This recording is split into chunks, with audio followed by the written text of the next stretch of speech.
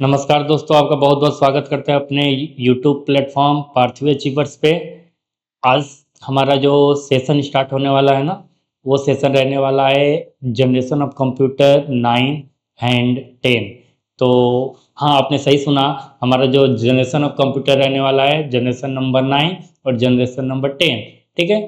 तो हम इस जनरेशन में वही डेटा पढ़ने वाले हैं जिसमें कंप्यूटर किसी रिकॉर्ड के अनुसार प्रेडिक्ट करता है फ्यूचर को, हाइपोथेटिकल कंसेप्ट्स क्रिएट करता है।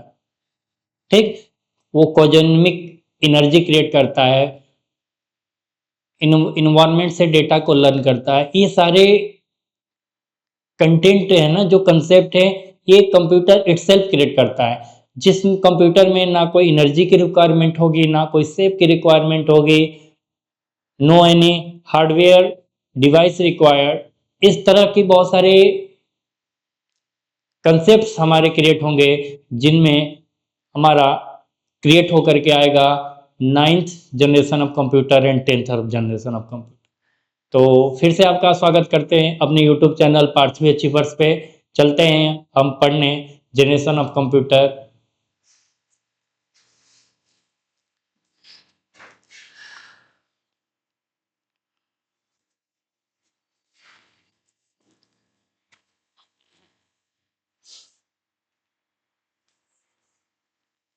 तो आप लोगों ने फर्स्ट जनरेशन से लेकर के 8 जनरेशन ऑफ कंप्यूटर को एकदम सूटेबल तौर तरीके से, एकदम कंसेप्चुअल तरीके से, बहुत ही बेहतरीन समय गुजारते हुए अच्छे से आप लोगों ने स्टडी किया है, पढ़ा है। किसी तरह की कोई प्रॉब्लम आपको नहीं देखने को मिली है। आ रही बात समझ में?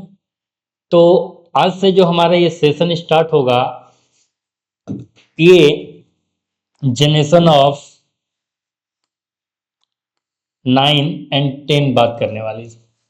तो ये जनरेशन शुरू करने से पहले हम आपको ये बता देना चाहते हैं कि आपको कंफ्यूजन में नहीं जाना है।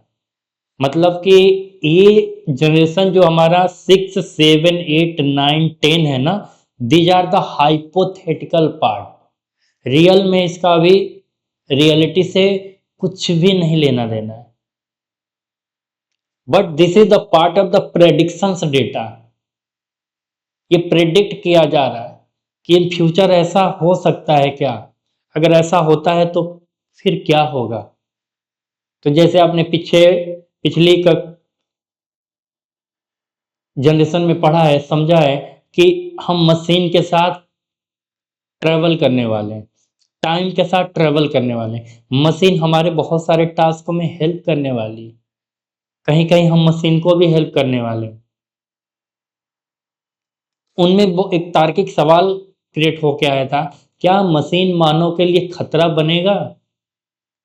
क्या ऐसा हो सकता है जिस मशीन पे हम इतना बिलीव करके मशीन को डे बाय डे इनोवेट करते जा रहे हैं, डेवलप करते जा रहे हैं, वही मशीन हमारे लिए एक दिन समस्या का कारण बनेगा? अगर ऐसा कुछ हो जाता है हमारे साथ, तो फिर कैसे इंसान सरवाइव करेगा, कैसे इंसान अपनी वजूद को बचा पाएगा? सवाल बहुत ही जटिल है, इतने जटिल हैं कि शायद इसको मानव शायद ना सुलझा पाए। इस सवाल को सुलझाने के लिए भी मशीन के पास जाना पड़ेगा। तो सोचिए कितना टिपिकल टास्क होने वाला है कि हमारा समस्या हम ही नहीं सुलझा पा रहे हैं, वो टोटली मशीन के पास हमारे पास हमारे समस्या का समाधान है। तो सोचिए आज का दौर जो है, इस दौर में हम जाकर मशीन से ये चीजें पूछने वाले हैं कि हमारी समस्या का समाधान कैसे कर सकते हो। तो जब हमारा वो मशीन का दौर ही आ जाएगा टोटली, फिर हम कैसे सरवाइव करेंगे? ये सवाल हमारा आपसे हमेशा रहने वाला है, और तब तक रहने वाला है जब तक का इसका सवाल का जवाब ना बन जाए, और जवाब वैसा जो समाधान ना बन जाए। तो ऐसा नहीं कि आपने सवाल का जवाब दे दिया और जवाब तक ही रहा, नहीं, वो समाधान हो जाए, सलूशन हो जाए, ऐसा हम आपसे जवाब चाहते हैं। ठीक है। तो देखिए क्या कहता है 9th generation of computer. 9 generations of computer is completely hypothetical and imaginary.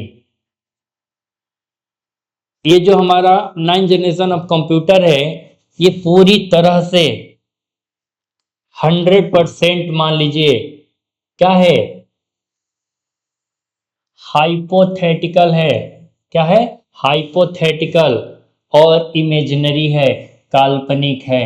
इसका वास्तविकता से अभी इसका कुछ भी लेना देना नहीं है। इसे किसी भी स्टैंडर्ड एकेडमिक सिलेबस में आधिकारिक रूप से शामिल नहीं किया गया है। अगर एक बात ले लिया जाए कि भाई क्या 9th जनरेशन 10th जनरेशन को हम किसी सिलेबस के अकॉर्डिंग पढ़ने वाले हैं, तो नो, हम इसको अभी किसी सिलेबस में नहीं पढ़ने वाले। अभी किसी सिलेबस में लॉन्च नहीं किया गया है। ठीक है, यह विषय केवल फ्यूचर इमेजिनेशन थ्योरेटिकल डिस्कशन के लिए ही समझाया जाता है। यह जो चैप्टर है ना, 9th जनरेशन ऑफ कंप्यूटर, ये केवल फ्यूचर का कल्पना करने के लिए बताया जा रहा है कि अगर फ्यूचर में ऐसा कुछ होता है तो हम कैसे क्या करने वाले, उसके थ्योरी पार्ट को बताया जा रहा है। अब इसका कोई प्रैक्टिकल डेटा क्रिएट होकर के नहीं आया है। ध्यान देंगे, हमारे पास 2 पार्ट्स होते हैं, one is the theory and second one is the practical. तो हमारे पास थ्योरी अभी है बट प्रैक्टिकल अभी इसका कुछ भी क्रिएट नहीं हुआ। ठीक है, तो कह रहा है कि इसकी थ्योरी के को समझाने के मद्देनजर ऐसा क्रिएट किया गया है। आ रही बात समझ में? तो ये केवल थ्योरी के पार्ट को डिस्कशन करने के लिए ऐसा बनाया गया है। 9th जनरेशन ऑफ कंप्यूटर को प्रेडिक्ट किया गया है और ये टोटल प्रेडिक्शन कैसा है? इमेजिनरी है, वर्चुअल है। ठीक है, इंट्रोडक्शन में क्या कहता है देखेंगे। कह रहा है the 9th generation of computer, the 9th generation of computer represents an unimaginable future where intelligence may exist beyond machine, humans, space and time। Computer की जो नौवीं पीढ़ी है ना, ये अकल्पनीय भविष्य को दर्शाती है। ये ऐसी भविष्य जिसकी कल्पना ही नहीं किया जा सकता है, कल्पना से परे। जैसे कोई दुख होता है ना, उस दुख का हम बयां कर देते हैं, बता देते हैं, एक दूसरे को समझा लेता है, तो वो तो बयां हो गया ना, उसकी कल्पना हो गई ना। जिसकी कल्पना ही ना की जा सके, कितना पीड़ा हो सकता है, वो होता है कल्पना से परे। ठीक, तो कह रहा है जो हमारा 9th जनरेशन ऑफ कंप्यूटर रहने वाला है वो अकल्पनीय है, कल्पना से परे रहने वाला है। और वो क्या दिखाएगा? वो भविष्य को दर्शाएगा, जहां पे बुद्धिमत्ता क्या करेगी? मशीन, मानव, समय और अंतरिक्ष से भी परे होगा। ध्यान देने वाली बात है, मशीन, मानव, अंतरिक्ष और समय। मशीन भी नहीं समझा पाएगा, मानव भी नहीं समझा पाएगा, अंतरिक्ष में भी वो नहीं हो पाएगा, समय में भी नहीं हो पाएगा। क्या बात है, कुछ भी नहीं है फिर भी होगा। हाउ? ना उसको टाइम बताएगा भाई, ना उसको मशीन बताएगा, ना उसको स्पेस बताएगा, ना टाइम बताएगा, ना मशीन बताएगा, ना स्पेस बताएगा। फिर कौन बताएगा उसको?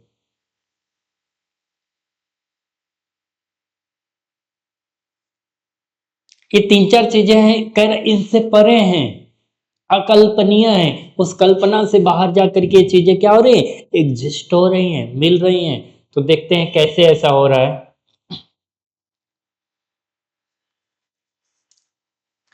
कोर कंसेप्ट क्या है, कैसे हम समझेंगे?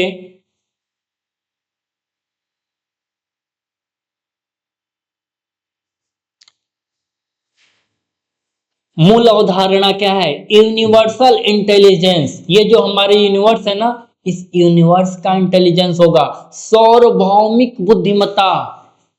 ये पूरे यूनिवर्स में वो इंटेलिजेंस ट्रेवल करेगा in a form of wave, in a form of energy. जैसे हम मान लीजिए एयर, एयर को कोई देख नहीं सकता है, बट एयर हर एक जगह अवेलेबल है कि नहीं है? तो आप क्या बोलेंगे? यस। जैसे आप लाइट कहते हो, लाइट अगर सनलाइट हो जाती है तो सनलाइट हर जगह अवेलेबल है कि नहीं? तो आप बोलेंगे यस। तो कह रहा एक ऐसा होगा इंटेलिजेंस जो यूनिवर्सल होगा, हर जगह प्रेजेंट होगा, सार्वभौमिक बुद्धिमत्ता होगी, रियलिटी लेवल कंप्यूटिंग जो भी होगा ना वो रियलिटी लेवल कंप्यूटिंग होगा। जो दिख रहा है ना, ऐसा नहीं कहा जाएगा कि हवा दिख नहीं रही है तो हवा होता ही नहीं। मानते हो ना हवा होती है? हाँ। लाइट दिख रहा है, छू नहीं सकते हो, मानते हो ना होता है। तो कह रहा है चीजें होंगी, और वो जो वर्चुअलिटी दिख रही ना, वो वर्चुअलिटी नहीं है, जस्ट अ रियलिटी। वो दिख रहा है कि नहीं है, कल्पना नहीं कर पा रहे हो, बट वो है। Existence beyond dimension. हम इसको 2D में, 3D में या एनी 4D 5D 6D में इसको डिजाइन नहीं कर सकते हैं। उसका कोई डायमेंशन होगा ही नहीं। They are the dimensionless, they are the dimensionless. वो किसी भी आयाम में नहीं मापा जा सकता है, उसकी कोई डायमेंशन ही नहीं होगी।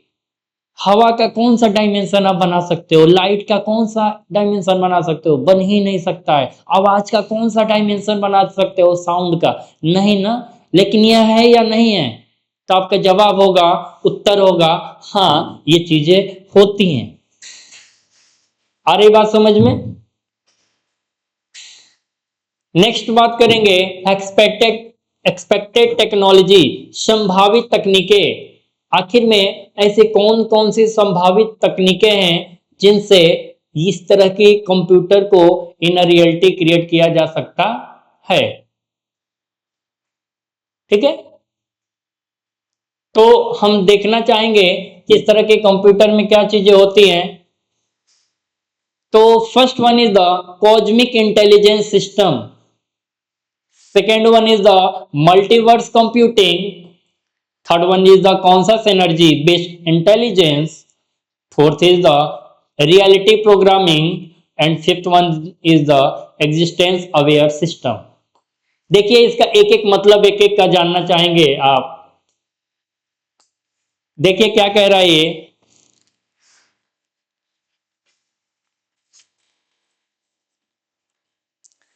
क्या कहता है? कॉस्मिक इंटेलिजेंस सिस्टम, ये जो होगा ना कॉस्मिक इंटेलिजेंस सिस्टम, ये हमारा ब्रह्मांड का बुद्धि है, ब्रह्मांडीय बुद्धिमत्ता। ये जो बुद्धि होगी ना, ये ओवरऑल यूनिवर्स में ट्रेवल करेगा। यूनिवर्स सिस्टम में ऐसी बुद्धि दिखेगी। बहुत सारे इवेंचुअली ऐसी चीजें हमारे साथ हो जाती हैं, कोई कहता है हमने ऐसा सोचा भी नहीं था, सपने में भी नहीं सोचा था, कल्पना भी नहीं किया था, but they are the happen. वो हो जाता है। क्यों होता है? They are the cosmic intelligence system. वो ब्रह्मांड का बुद्धि है, वो नेचर कर देता है, उस पर किसी का कंट्रोल नहीं चलता है। They are the cosmic intelligence system. अगर ऐसा ब्रह्मांड अपना बुद्धि चलाएगा तो इस तरह से चीजें कंट्रोल की जा सकती है। सेकंड बोल रहा है मल्टीवर्स कंप्यूटिंग, जो आपके लिए काम कर रहा है वही किसी दूसरे के लिए भी करेगा, वही किसी तीसरे के लिए भी। ऐसा नहीं कि आप कभी कभी ऐसा सोचते हैं कि ये इससे केवल हमारा ही नुकसान या हमारा ही फायदा हो रहा है, नेवर। वो मल्टीवर्स कंप्यूटिंग है, वो हर किसी के लिए सेम टाइम पे सेम टास्क कर सकता है, सेम टाइम पे डिफरेंट टास्क भी कर सकता है, बिकॉज कि वो कॉस्मिक इंटेलिजेंस है, पूरे ब्रह्मांड में उसका विस्तार है, पूरी दुनिया में वो है। जहां से सृष्टि की शुरुआत होती है, जहां खत्म होता है, वहां ये इंटेलिजेंस सिस्टम क्या है? सेटल्ड है। आपको इस कंप्यूटर को पढ़ के सुनकर के ऐसा नहीं लग रहा होगा कि कंप्यूटर होगा, आपको लग रहा होगा कोई हम दिव्य शक्ति की बात कर रहे हैं। दिव्य शक्ति नहीं है, ये कंप्यूटर की शक्ति है, कंप्यूटर पावर है। कौन सा? Synergy based intelligence. उस कंप्यूटर में एक ऐसी चेतना जागृत होगी, वो भी एक तरह से सेंस कर लेगा कि हम जो कर रहे हैं सही कर रहे हैं, गलत कर रहे हैं, हम थक चुके हैं, नहीं थक चुके हैं। ओवरऑल उसको भी एक क्वेश्चन पे 4 बार जवाब देने पे भी बोरियत महसूस होगी, वो भी कहेगा हमको बार बार ये काम नहीं करवाना चाहिए। उसको भी जस्ट लाइक फीलिंग टाइप का कुछ डेटा क्रिएट होगा, शायद उसका नाम कुछ और हो। हम जो एक नाम आप ह्यूमन के अकॉर्डिंग दे देते हैं कि इमोशन, ये ह्यूमन के अकॉर्डिंग एक शब्द है, लेकिन हो सकता है मशीन के अकॉर्डिंग उसका कोई दूसरा नाम पड़ जाए, लेकिन वो चीज होंगी, दूसरे फॉर्म में होंगी। वहां क्या होगा फिर, कह रहा है रियलिटी प्रोग्रामिंग, और ये सारी चीजें होगी ना, ये वर्चुअल होंगी, बट इन रियल। लगेगा कि कल्पना हो रहा है, लेकिन वो कल्पना ही सही होगा। जैसे रात में आप सो जाते हो और सपने देखते हो, तो वो सपना जगने के बाद रियल फॉर्म नहीं है तो आप कल्पना कह सकते हो, बट जब आप उसको देखे और आप जगे तो फिर वही रियलिटी में मिल गई, तो फिर कल्पना नहीं रहेगा, वो सपना नहीं रहेगा, वो रियल हो जाएगा। सेम है, उस तरह के कंप्यूटर में क्या होगी, रियलिटी प्रोग्रामिंग होगी। जो होगा ना वो दिखेगा कि वर्चुअल हो रहा है, but they are the real. ऐसा लगेगा कि हो रहा है। जैसे दो गाड़ी बाइक एक साथ पैरेलल मूव कर रही है, दोनों तेज चल रहे हैं, तो दोनों एक साथ चलते हैं तो दोनों को लग रहा है कि हम स्टेशनरी हैं, क्योंकि हम दोनों का जो दूरी है, जो स्पीड है, सापेक्ष है, एक दूसरे के बराबर है। लेकिन जो उसके सामने खड़ा होगा ना फिक्स, वो देखेगा इतनी सट से दो बाइक कितनी तेजी से कैसे जा रहे हैं। तो वैसा ही है कि आपको लगेगा कि हम चल नहीं रहे, हम कर नहीं रहे, लेकिन वो होगा इन रियलिटी। फिर कह रहा है एग्जिस्टेंस अवेयर सिस्टम। जो भी चीजें होंगी ना, नेचर से, कॉस्मिक इंटेलिजेंस सिस्टम से, मल्टीवर्स कंप्यूटिंग से, कॉन्शस एनर्जी बेस्ड इंटेलिजेंस से, वो एग्जिस्ट करेगा, वो सिस्टम में, यूनिवर्स में वो चीजें होंगी। हो सकता है आप उससे मीटअप ना करें। जैसे इस यूनिवर्स में अब ये रियलिटी है या नहीं है, कहा जाता है कि सेम ही डेटा के 7 पीपल एग्जिस्ट करते हैं इन दिस यूनिवर्स। 7 लोग एक ही तरह के होते हैं। आप अगर मिल गए हैं तो यू आर द लक्की, नहीं मिले हैं तो आप कहते हो कि ये रियल नहीं है, वर्चुअल है। बट हो भी सकता है, नहीं भी हो सकता है। नेक्स्ट क्या कहता है, देखते हैं। Characteristics of 9 generation of computer. 9वीं पीढ़ी के कंप्यूटरों की विशेषताएं क्या क्या होती है, हम कैसे कंसीडर कर लेंगे कि हम 1 से 8 जनरेशन को पार कर लिए और ये 7 या 6 या 8 कंप्यूटर का जनरेशन नहीं है, ये 9 जनरेशन कंप्यूटर है। हाउ वी फाइंड इट, कैसे हम इसको पता लगा पाए, कैसे जान पाएंगे। तो कह रहा है 9 जनरेशन ऑफ कंप्यूटर में आपसे no machine, no body, no form, नहीं मशीन नहीं होगी, शरीर भी नहीं होगा, ना कोई भौतिक रूप होगा। क्या है ये, मशीन भी नहीं है, नो हार्डवेयर डिवाइस, कोई बॉडी भी नहीं, कोई शरीर भी नहीं है, कोई भौतिक रूप ही भी नहीं है, आप उसको छू भी नहीं सकते हो, देख भी नहीं सकते हो। क्या है ये, intelligence embedded in reality itself, बुद्धिमत्ता स्वयं वास्तविकता में समाहित होगी। जो बुद्धिमत्ता होगी ना, जो इंटेलिजेंस होगा ना, वही वास्तविकता होगा। जो हमारे मन में आ रहा है ना, वही बोल दिए। यही हमारा क्या है, यही बुद्धिमत्ता भी है। जो हम सोच रहे हैं, जो समझ में आ रहा है, वो बुद्धिमत्ता है ना, इंटेलिजेंस है, और वही आपके सामने प्रस्तुत कर दिए। ये क्या है, वास्तविकता है। तो जो होगा ना अंदर या बाहर, वो सामने होगा सबके। हर कोई एनालिसिस कर सकता है। इंस्टेंट नॉलेज ऑफ एवरीथिंग, सभी ज्ञान की तत्कालिक उपलब्धता। जैसे आज के डेट में हम चैट जीपीटी पे जाएं, जेमिनी पे जाएं, गूगल असिस्टेंट को देख लें, जो चीज हम कमांड या प्रॉम्प्ट देते हैं वो विद इन द सेकेंड वो डेटा हमको देने का प्रयास करता है और दे देता भी है। और हमें वो डेटा मिलता तब सही है जब हम कमांड और प्रॉम्प्ट सही देते हैं। मीन्स व्हाट, हमने इनपुट सही दिया तो रिजल्ट हमको 100% आउटपुट सही आएगा। तो कह रहा है जो भी हमारे पास होगा ना, सभी ज्ञान की तत्कालिक उपलब्धता होगी। हम जो भी उस दौर के कंप्यूटर से चाहेंगे, उस दौर का कंप्यूटर हमें वो चीज उपलब्ध कराने में सक्षम होगा। Beyond time space and dimension, समय अंतरिक्ष और आयामों से परे होगी। उस कंप्यूटर के लिए समय का कोई रोल नहीं होगा, उस कंप्यूटर के लिए कोई स्पेस का कोई रोल नहीं होगा, उस कंप्यूटर के लिए कोई डायमेंशन का रोल नहीं होगा। इनसे तीनों से परे होंगे, टाइम स्पेस एंड डायमेंशन। ठीक है ना, आ रही बात समझ में? Creation and destructions of realities, theoreticals, वास्तविकता और सृजन का विनाश। जैसे कोई चीज वास्तव में है तो वास्तव में कैसे उसका सृजन हुआ होगा ना, डेवलपमेंट हुआ होगा ना, क्रिएशन हुआ होगा ना, इनोवेशन हुआ होगा ना, बर्थ हुआ होगा ना। कह रहा है वास्तविकता और सृजन दोनों का विनाश हो जाएगा। हो सकता है कोई ना पैदा हो ना मरे, जैसा ये कंसेप्ट है ना, वैसा हो सकता है कंप्यूटर है भी नहीं और है भी। ना भूतो ना भविष्यति,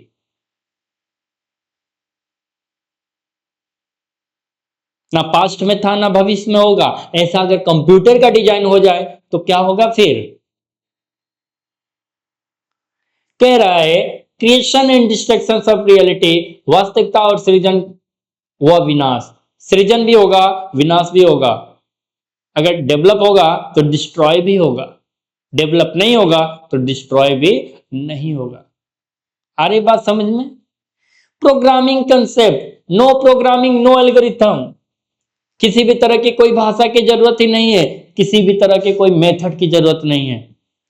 ऐसा नहीं कि हमको ऐसा करना चाहिए तो ऐसा प्रोसेस होना चाहिए। No any procedure required at that time of the computer. उस समय के दौर के कंप्यूटर के लिए किसी भी तरह की कोई एल्गोरिथम, कोई प्रोग्रामिंग की कोई जरूरत नहीं होने वाली। Next one, existence itself act as a computer. किसी भी तरह की कोई एल्गोरिथम नहीं, कोई प्रोग्रामिंग नहीं, कंप्यूटर खुद ही अस्तित्व होगा। जैसे आज के डेट में एक बात बताइए, आपका फोटो की जरूरत कब पड़ती है? जब आप उस जगह पे मौजूद नहीं होते हो। This is the real, yes और नो? तो यस, जब आप वहां मौजूद नहीं होते तो आपका रिकॉर्ड, आपका मेमोरी स्टोर करने के लिए, सेव करने के लिए, एक आइडेंटिफिकेशन के लिए आपकी फोटो की जरूरत पड़ती है। बट अगर आप वहां रहते हो, उसी जगह पे प्रेजेंट रहते हो, तो आप अपना डेटा खुद ही डिलीवर कर सकते हो। सेम है, कंप्यूटर को ना कोई प्रोग्रामिंग ना कोई एल्गोरिथम की रिक्वायरमेंट होगी। कंप्यूटर खुद ही अपने लिए क्या होगा? अस्तित्व का निर्माण करेगा, अपने लिए खुद ही बताएगा आई एम प्रेजेंट हियर।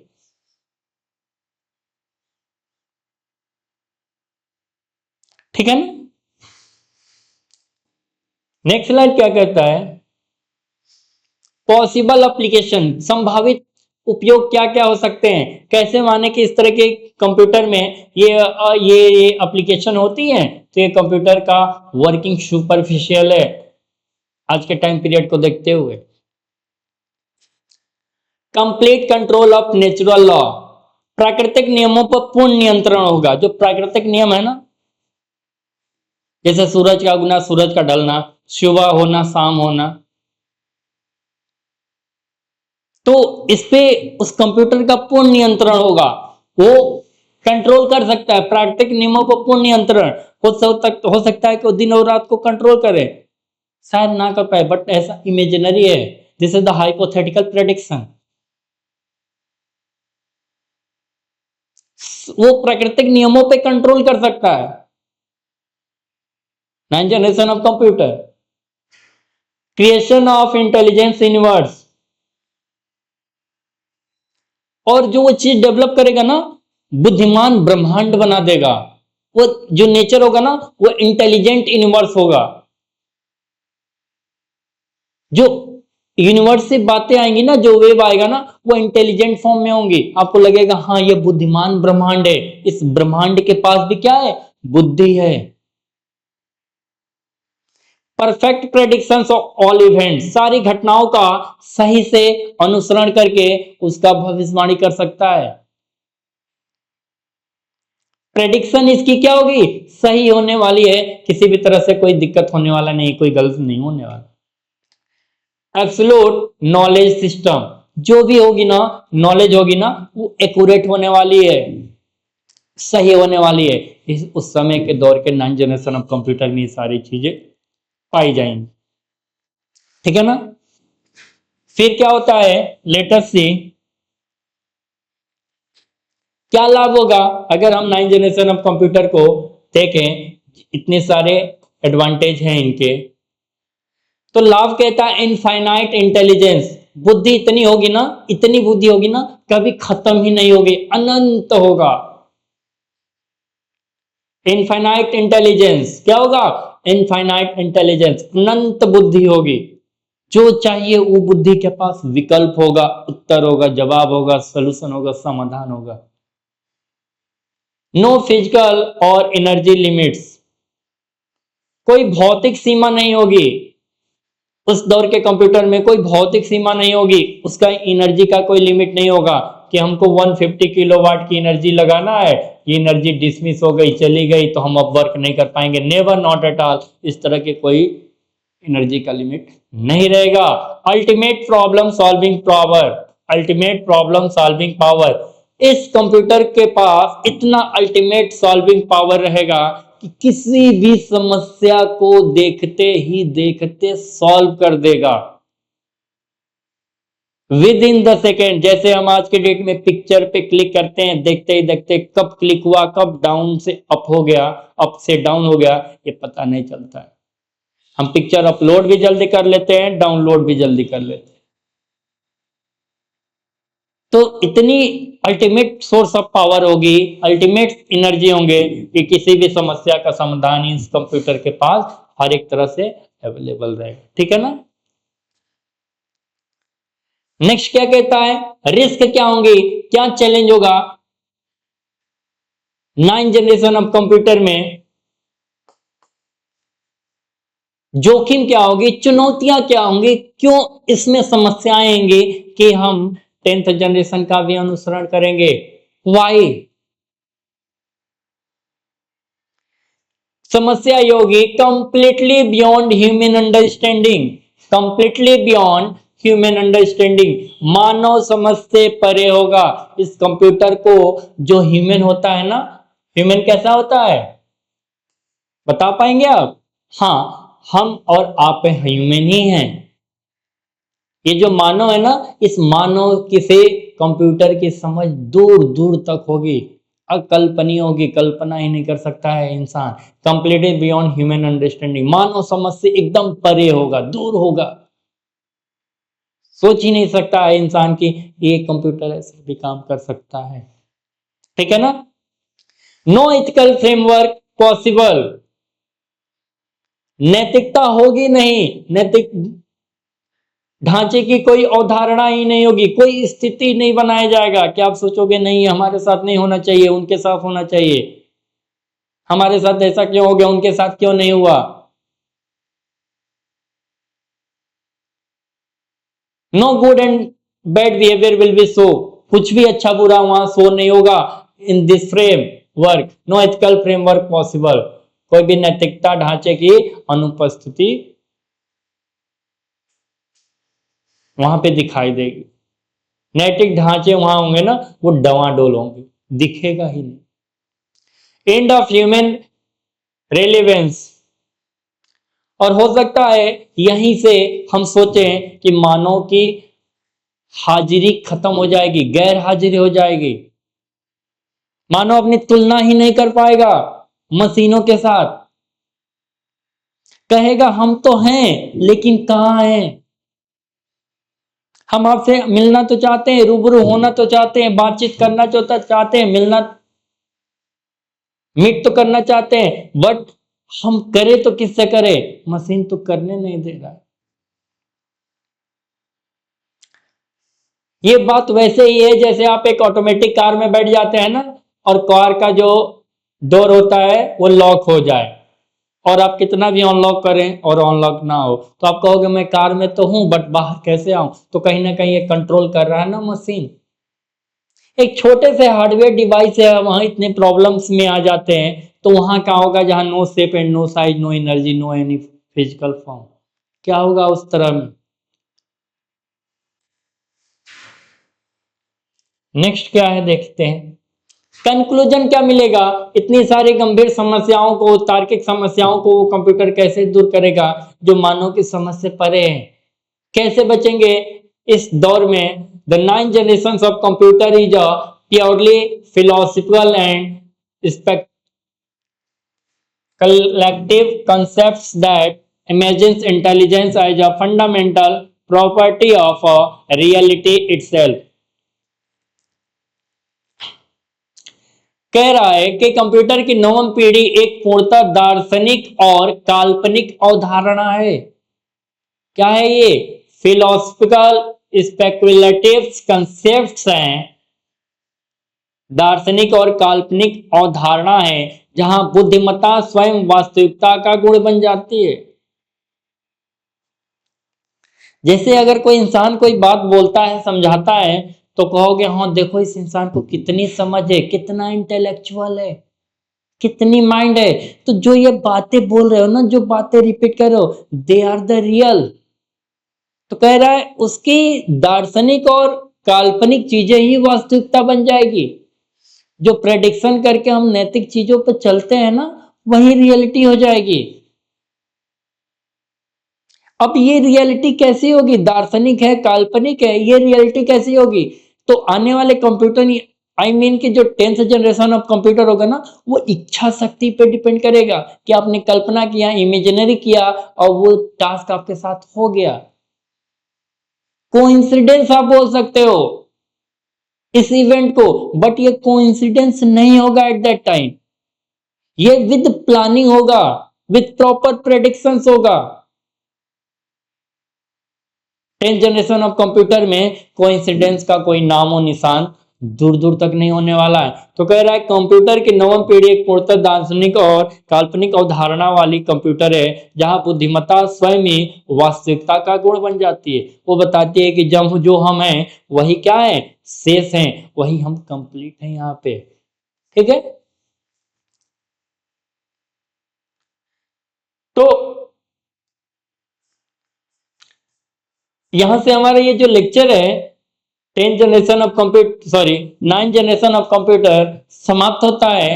हम आपको बहुत ही जल्द लेकर आने वाले हैं 10th जनरेशन ऑफ कंप्यूटर, और ये 10th जनरेशन ऑफ कंप्यूटर आपका 9th जनरेशन ऑफ कंप्यूटर की जो जो कंक्लूजन्स रहे हैं, जो प्रॉब्लम्स रहे हैं, शायद उसका सलूशन हो या उसका भी प्रॉब्लम हो।